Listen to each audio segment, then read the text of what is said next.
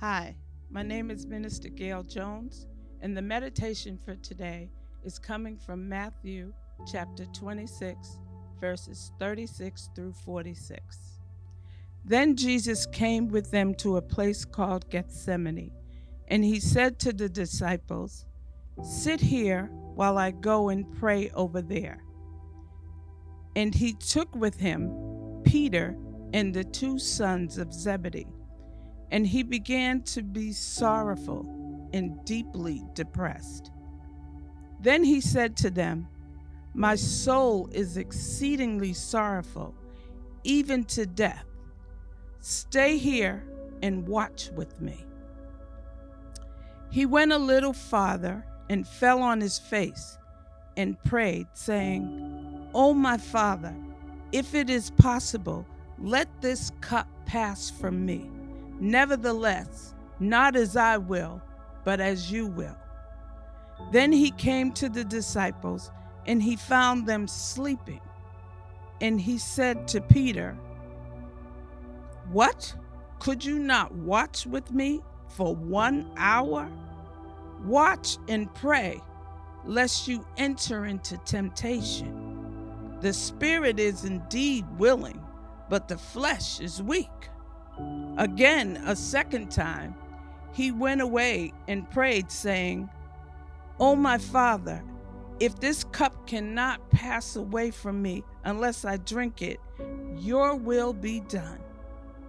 And he came and found them asleep again, for their eyes were heavy.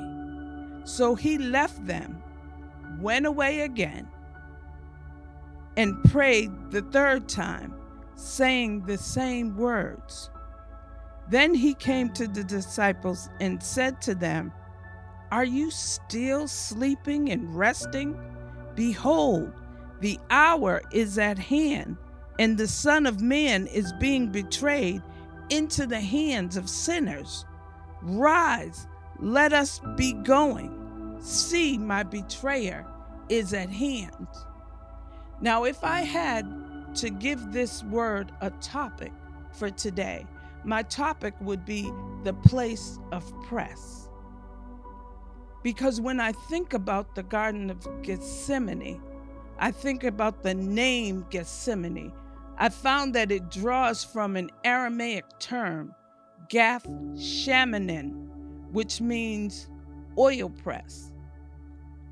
Gethsemane, probably a garden of oil trees that was equipped with an oil press for squeezing olives from oil from olives. Olives also used to be trodden by foot at times, according to Micah 6 and 15. But in order to get this oil from these olives had to be pressed. But not only just pressed, they were hard pressed. They were squeezed. They had to be crushed. They had to be smashed. They had to be stepped on. And this is some of what Jesus was feeling in this garden when he asked his disciples, those who were closest to him, to come with him to pray, and they couldn't.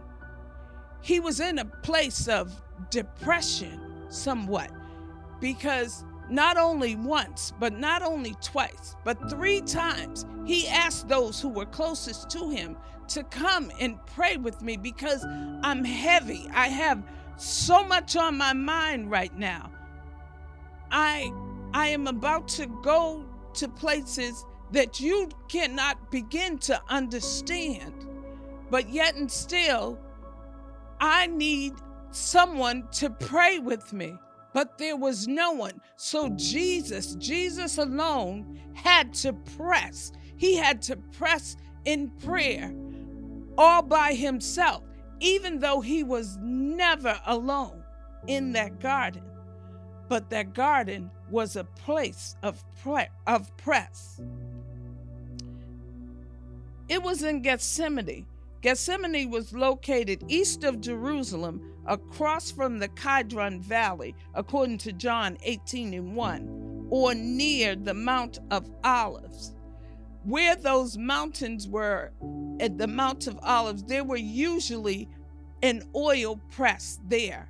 So where you found the oil trees, you usually found an olive press. But according to John, this was a place where Jesus usually came and met with his disciples. So Gethsemane was no place new for Jesus to come and to meet with his disciples. But this particular day, he came at this particular time on that Passover night. He came with his disciples to pray because his heart was heavy, because his mind was filled, because he was depressed.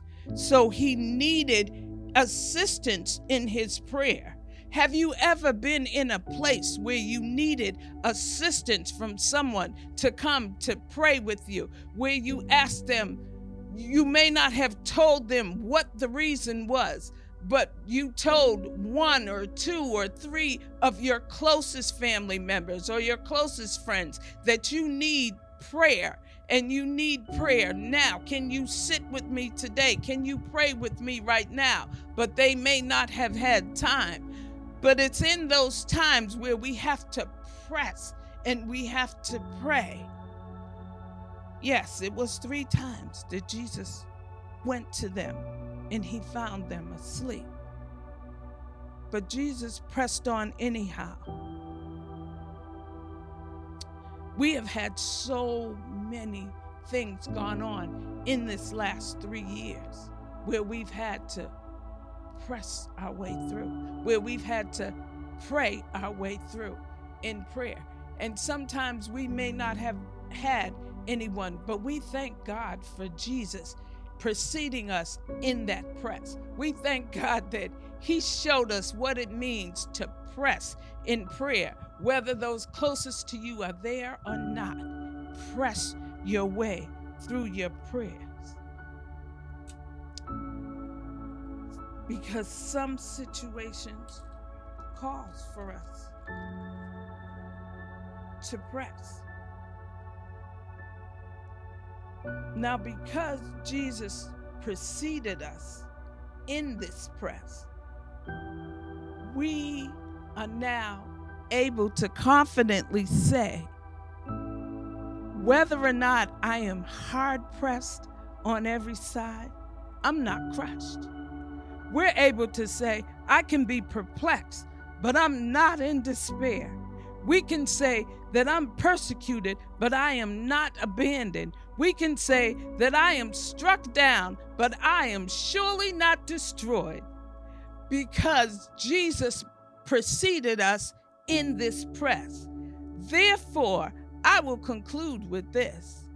Philippians 3:13 and 14. It says, I press toward the mark for the prize of the high calling in Jesus Christ. So during this season, I encourage you to continue in your press. Continue in your prayer. The Word of God tells us to pray without ceasing. I encourage you to find your secret place. Find your Gethsemane. And no matter what your situation is, continue to press and pray. May God bless you and keep you throughout this season. God bless.